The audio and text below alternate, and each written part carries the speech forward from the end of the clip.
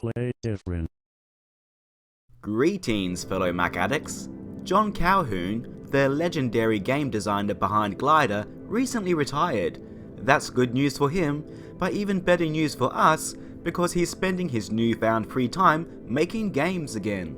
He started by remaking Glypha, originally a trilogy of arcade games heavily inspired by the classic arcade title Joust. This remake is known as Glypha Vintage and is available on Steam right now for both Mac and Windows at the low price of $3.99 US. It's also fully compatible with the Steam Deck, and the most recent update added Steam achievements. Anyway, I covered the entire original trilogy quite recently, so if you want an overview of the series and its history, I suggest you watch that, but I will touch on a few things I already talked about there. It makes sense that Glypha would be the first game Calhoun would bring to modern computers, because the series was often used as a testing ground. Glypha 2, for example, was used to learn how to make a game for Color Macs. But Glypha Vintage goes back to the black and white aesthetic of the original game, which I absolutely love. It also runs much smoother and faster than previous releases, as new technology basically allowed Calhoun to create what he always wanted Glypha to be, that being a fast-paced action game. Hitboxes are also now polygon-based instead of rectangular, which helps the game feel much better to play, in addition to the smooth, snappy controls. Calhoun wrote a big thread about the creation of the title on the game's Steam forum, and I suggest reading it if you have any interest at all. I'll link to it below.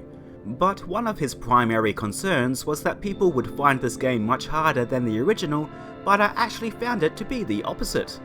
I think this is due to the larger game space, thanks to the change in screen resolution and aspect ratio.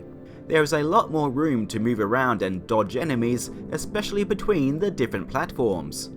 In previous games, I would often die because I misjudged how much room I needed and ended up getting trapped between enemies under a ledge.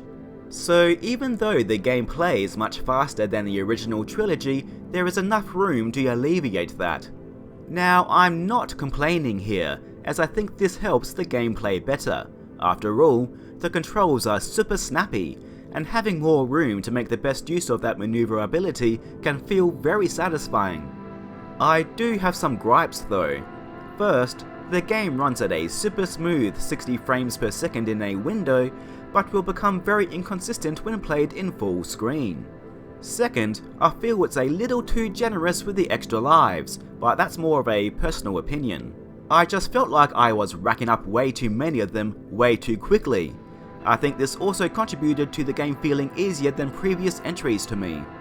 Third, I wish the giant eye that chases you around gave you a break after you died. It's hard enough getting back into the action with a bunch of riders flying around, let alone having a gigantic eye home in on you.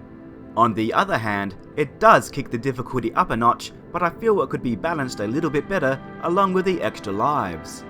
Overall though, I think this is a great remake of a beloved Mac arcade game, and it's very much the ultimate version in my opinion.